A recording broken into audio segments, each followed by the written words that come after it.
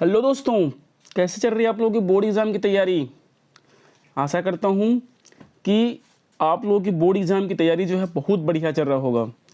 आज हम जो पिछले क्लास में प्रतिष्ठित रोजगार सिद्धांत का अध्ययन किया था, उसी को आगे बढ़ाते हुए आज हम किन्स का जो रोजगार सिद्धांत है इसके बारे में अध्ययन करेंगे। Professor J.M.. किन्स ने आय व रोजगार का सिद्धांत अपनी जो पुस्तक थी the general theory of employment interest and money में सन 1976 में प्रस्तुत किया था। यह किन्स का जो रोजगार सिद्धांत है एक समष्टिमूलक तथा सामान्य सिद्धांत है, जिसे अल्पकालीन विश्लेषण के नाम से भी जाना जाता है। देखो, पिछले जो वीडियो में हमने प्रतिष्ठित रोजगार का सिद्धांत देखा था, वो एक प्रकार का दीर्घकालीन सिद्धांत था। तो उसी को जो है सुधार करने के लिए प्रोफेसर किन्स ने क्या दिया जी, अल्पकालीन विश्लेषण जो है प्रस्तुत किया था।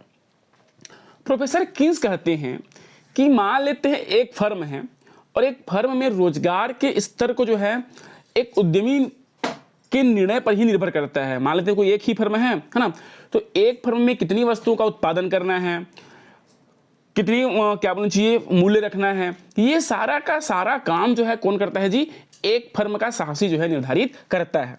लेकिन यदि हम एक संपूर्ण अर्थव्यवस्था के बारे में सोचें, है ना, ये देखो, लेकिन अर्थव्यवस्था के स्तर पर रोजगार सभी उद्यमों के समष्टि निर्णयों पर क्या होता है जी, निर्भर करता है। अर्थात यदि हम अर्थव्यवस्था के संपूर्ण क्षेत्र पर अध्ययन करें तो वहां पर जितने भी उद्यमी होते हैं, बहुत सारे उद्यमी आपस में मिलकर वस्तु के उत्पादन, उसके मूल्य का जो है निर्धारण करते हैं। इस तरह से रोजगार का जो निर्धारण है वो समग्र मांग और समग्र पूर्ति पर भी जो है क्या होता है जी, निर्भर करता है। इसी को प्रोफेसर किन्स ने रोजगार सिद्धांत का आधार माना है। ठीक है, अर्थात किन्स का रोजगार सिद्धांत जो है किस पर निर्भर है जी, वो निर्भर है आपका समग्र मांग एवं समग्र पूर्ति पर। उनका कहना है कि रोजगार का स्तर जो है उस बिंदु पर निर्धारित होता है जहां पर समग्र मांग अर्थात एडी और जहां पर समग्र पूर्ति अर्थात एएस जो है आपस में बराबर होती है।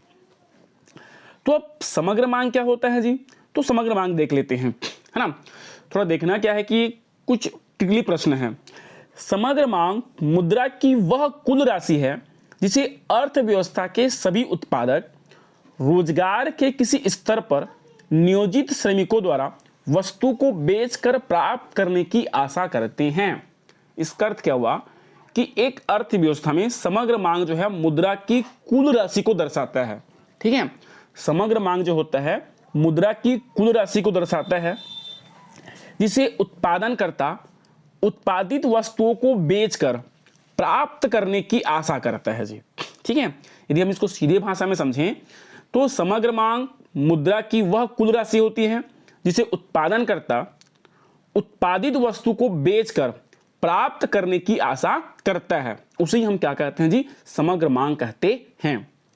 ठीक है, इसके बाद ये देखो, समग्र मांग रोजगार के विभिन्न स्तरों पर चूंकि उत्पादक की प्रत्याशित आय को दर्शाती है, अतः स्पष्ट है कि रोजगार के स्तर से इसका प्रत्यक्ष संबंध पाया जाता है। यहां पर देखो, चूंकि समग्र मांग जो है वो उत्पादित वस्तुओं के उत्पादन की प्रत्याशित आय को दर्शाती है ना। समग्र मांग जो है, हमने कितनी वस्तु का उत्पादन किया और उस उत्पादित वस्तु को बाजार में बेचने से हमें कितनी आय प्राप्त हुई, यही हमारी क्या कहलाती है जी, समग्र मांग कहलाती है।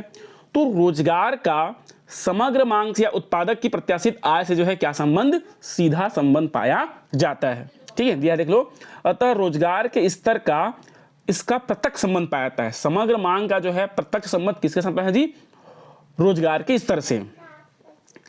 समग्र मांग को यदि एक वक्र रूप में दर्शाया जाए तो कुछ इस तरह से दिखाई देता है ना, वो जो है ऊपर की ओर उड़ता हुआ दिखाई देता है। इसका रीजन क्या है जी, तो इसका रीजन ये है कि रोजगार के स्तर बढ़ने पर कुल प्रत्याशित आय भी बढ़ जाती है, क्योंकि ऊंचे रोजगार स्तर पर उत्पादित वस्तु की अधिक मात्रा की बिक्री से उत्पादक को प्रायः अधिक आय की प्राप्ति होती है। देखो, इसका अर्थ क्या है कि जैसे जैसे हम क्या करते जाते हैं, रोजगार की दर में वृद्धि करते जाते हैं, है ना। तो जैसे जैसे रोजगार की दर में वृद्धि करते जाते हैं, हमारा जो प्रत्याशित आय है ना भाई, जब रोजगार बढ़ाएंगे तो रोजगार बढ़ाने से लोग अधिक मात्रा में आएंगे, और लोग जब अधिक मात्रा में आएंगे तो उत्पादन भी क्या होगा, बढ़ेगा। और जब उत्पादन बढ़ेगा और उस वस्तु को हम बाजार में बेचने के लिए जाएंगे तो हमें आय भी क्या होगा जी, अधिक मात्रा में प्राप्त होगी। तो इस तरह से रोजगार के स्तर का जो है प्रत्याशित आय या समग्र मांग से सीधा या प्रत्यक्ष संबंध पाया जाता है। ठीक, सिंपल। वहां से एक बार फिर देख लेते हैं। समग्र मांग मुद्रा की वह कुल राशि है जिसे अर्थव्यवस्था में एक उत्पादक जो है अपनी उत्पादित वस्तुओं को बेचकर प्राप्त करने की आशा करता है। ठीक है, समग्र मांग जो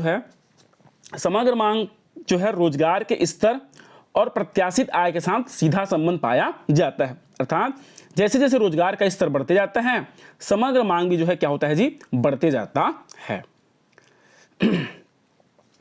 अब समग्र मांग में मुख्य रूप से 4 प्रकार की मांगों को क्या किया जाता है जी, शामिल किया जाता है जी। इसमें पहला है निजी उपभोग मांग, दूसरा है निजी विनियोग के लिए मांग। अब निजी उपभोग मांग मतलब क्या होता है कि एक देश के सभी परिवारों के द्वारा अपनी निजी उपभोग पर जो खर्च किया जाता है उसे उस देश की निजी उपभोग व्यय कहा जाता है। क्योंकि व्यय ही वस्तुओं सेवाओं की मांग को जन्म देती है, अतः निजी उपभोग व्यय ही उस देश का निजी उपभोग मान बन जाता है। मतलब सीधी सी बात कि आप, हम, है ना, हमारे परिवार जब किसी वस्तुओं सेवाओं को खरीदने के लिए जो खर्च करते हैं, जो मांग करते हैं, वही मांग जो है हमारी क्या कहलाता है जी, निजी उपभोग मांग कहलाता है। और निजी उपभोग मांग जो है समग्र मांग का ही एक रूप है। दूसरा है निजी विनियोग के लिए मांग। निजी विनियोग के लिए मांग मतलब क्या हो गया कि एक व्यक्ति या उस व्यक्ति के परिवार जो हैं, ठीक है, और क्या करते हैं, विनियोग करते हैं, चाहे वस्तु का उत्पादन करने के लिए, है ना, पूंजीगत वस्तुओं को खरीदने के लिए, मशीन खरीदने के लिए, औजार खरीदने के लिए, कच्चे माल खरीदने के लिए, तो उसे हम क्या कहते हैं जी, निजी विनियोग के लिए मांग कहा जाता है। और ये भी जो है समग्र मांग का ही एक प्रकार का क्या है जी, रूप होता है जी। ठीक है,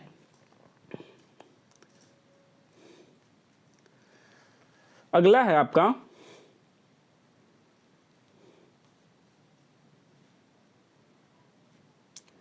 एक सेकंड, सरकार द्वारा वस्तुओं सेवाओं की मांग। तो सरकार भी क्या करती है, सड़क बनाने के लिए, रेल परिवहन बनाने के लिए, नहरें, बांध, बिजली, चिकित्सा, कानून व्यवस्था, न्याय, सुरक्षा आदि करने के लिए भी क्या करती है जी, वस्तुओं की मांग करती है। इसके साथ साथ सरकार जो है कई प्रकार से क्या करता है जी, विनियोग भी करता है ना। तो सरकार के द्वारा वस्तुओं सेवाओं का चाहे उपभोग करने के लिए हो, चाहे निवेश करने के लिए हो, इन सभी को हम क्या कहते हैं, सरकार के द्वारा वस्तुओं सेवाओं की मांग कहा जाता है। और इसे भी हम क्या करते हैं जी, समग्र मांग में शामिल करते हैं। इसके साथ साथ एक और है आपका विशुद्ध निर्यात मांग। विशुद्ध निर्यात मांग मतलब क्या होता है कि जब हम एक देश से दूसरे देश वस्तुओं को भेजते हैं तो हमारा निर्यात कहलाता है जी, और दूसरे देश से हम वस्तुओं को मंगाते हैं तो हमारे लिए क्या कहलाता है, आयात कहलाता है। तो जो आयात और निर्यात का अंतर है, यही अंतर हमारी क्या कहलाती है, विशुद्ध निर्यात मांग कहलाती है। अर्थात यदि हम निर्यात बहुत अधिक मात्रा में करते हैं और आयात जो है क्या होता है, कम मात्रा में क्या आता है, तो इससे हमारा जो है विशुद्ध निर्यात मांग जो है क्या होगा, पक्ष में होगा। तो इस तरह से विशुद्ध निर्यात मांग को भी जो है क्या किया जाता है, समग्र मांग में शामिल किया जाता है। तो इस तरह से समग्र मांग मुद्रा की वह कुल राशि है जिसे उत्पादनकर्ता उत्पादित वस्तुओं को बेचकर प्राप्त करने की आशा करता है, उसे हम क्या कहते हैं जी, समग्र मांग कहते हैं। और समग्र मांग में निजी उपभोग की मांग, निजी विनियोग के लिए मांग, सरकार द्वारा वस्तुओं सेवाओं के लिए मांग और विशुद्ध निर्यात मांग को जो है क्या करता है जी, शामिल किया जाता है। ठीक है, दूसरा है हमारा समग्र पूर्ति। देखो, समग्र मांग हमारा क्या था जी, कुल आय था, जबकि समग्र पूर्ति जो होती है वह न्यूनतम आवश्यक राशि होती है ना। याद रखना, दोनों में बस थोड़ा सा अंतर है। समग्र मांग जो होता है हमारा कुल आय होती है, कुल मांग होता है, जिसे उत्पादनकर्ता उत्पादित वस्तुओं को बेचकर प्राप्त करने की आशा करती है, जबकि समग्र पूर्ति जो होती है वह एक न्यूनतम आवश्यक राशि होती है जिसे उत्पादनकर्ता अपनी वस्तुओं को बेचकर प्राप्त करने की आशा करता है ना, जिससे जो है वो आगामी वर्ष भी अपनी वस्तुओं क्या कर सके, उत्पादन कर सके। ठीक है, एक बार फिर देख लो, समग्र पूर्ति वह कुल न्यूनतम आवश्यक राशि है, न्यूनतम आवश्यक राशि है। ठीक, अर्थव्यवस्था के समस्त उत्पादकों को रोजगार के किसी स्तर पर नियोजित श्रमिक द्वारा उत्पादित वस्तु की बिक्री से अवश्य प्राप्त होनी चाहिए। अर्थात समग्र मांग पूर्ति कीमत वस्तुओं की बिक्री से प्राप्त होने वाली कम से कम आवश्यक आय होती है। उत्पादन था रोजगार के स्तर को बनाए रखने के लिए उत्पादककर्ता को अवश्य प्राप्त होनी चाहिए। वही बताया था कि एक उत्पादनकर्ता को कम से कम जो आय प्राप्त होना चाहिए वही आय हमारी क्या कहलाती है जी, समग्र पूर्ति कहलाती है। ठीक, अब यहां भी देख लीजिए, समग्र पूर्ति भी जो होती है वह एस वक्र जो होता है दाहिने की ओर ऊपर उड़ती हुई, एक सेकंड है ना, समग्र पूर्ति वक्र दाहिने और ऊपर की ओर उड़ती हुई अर्थात रोजगार स्तर वृद्धि के साथ साथ समग्र पूर्ति भी क्या होती है जी, कीमत बढ़ने लगती है। एक बात महत्वपूर्ण यह है कि रोजगार के स्तर वृद्धि के साथ एडी तथा एस वक्र दोनों बढ़ते हैं, लेकिन रोजगार के अधिक उच्च स्तर पर एस तेजी से बढ़ता है और एडी वक्र जो है क्या हो जाता है जी, तुलना में। इस प्रकार रोजगार वृद्धि के साथ एडी वक्र घटती हुई दर से तथा एस वक्र जो है बढ़ती हुई दर से बढ़ता है। अब इस दोनों में अंतर क्या है, देखो कि समग्र पूर्ति वक्र और समग्र मांग वक्र दोनों जो है क्या होते हैं जी, ऊपर की ओर ही बढ़ते जाते हैं, लेकिन एडी वक्र जो है आपका कुछ इस तरह से ऊपर बढ़ता है, अर्थात रोजगार के स्तर में वृद्धि के साथ साथ एक निश्चित सीमा के बाद जो है आपका समग्र मांग वक्र जो है नीचे घटने लगता है ना। क्यों?